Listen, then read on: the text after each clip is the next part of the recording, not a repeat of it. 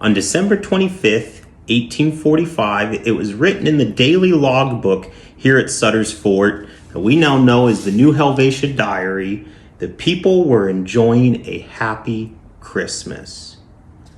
Now, a lot of Christmas traditions get their start in the mid-19th century. You have Clement C. Moore's A Visit from St. Nicholas is published in the New York Sentinel on December 23rd, 1823.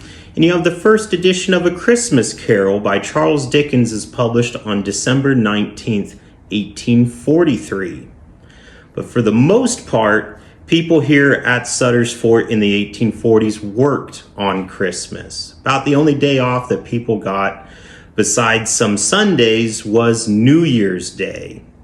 But I wanted to share with you about a recollection of a Christmas dinner in 1845. And I wonder if you've had a Christmas dinner, for those that celebrate a dinner pretty similar to this.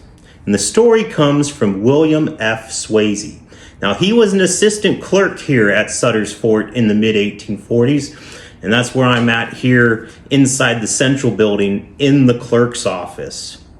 His recollection was published in a variety of different Sacramento and San Francisco newspapers in the early 1890s. And he talks about a cook by the name of John H. Brown, who was a former English sailor, made this dinner for not only himself, but a variety of other people. And it was served at the large dining room inside the Central Building at the fort. Now, the first course consisted of a beef soup with beans and peppers. The second course was a roast beef, and the third was a beef pie. The fourth course was stewed beef, and the fifth was fried beef.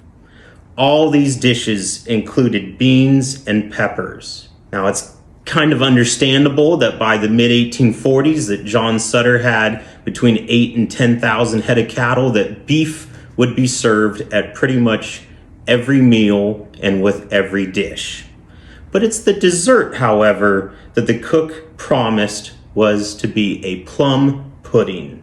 This pudding was a concoction out of beef tallow, sour wild grapes that were found along the rivers and streams, a small amount of raw sugar, and it was seasoned with salt, black pepper, garlic, and a lot of chili peppers. Those around the dinner table could hardly stomach the dessert. However, would you try this Sutter's Fort plum pudding? What sort of things that you've had around the holidays that you might have thought was odd or peculiar? From all of us here at Sutter's Fort State Historic Park, we wish you a happy holiday and a Merry Christmas. Thank you.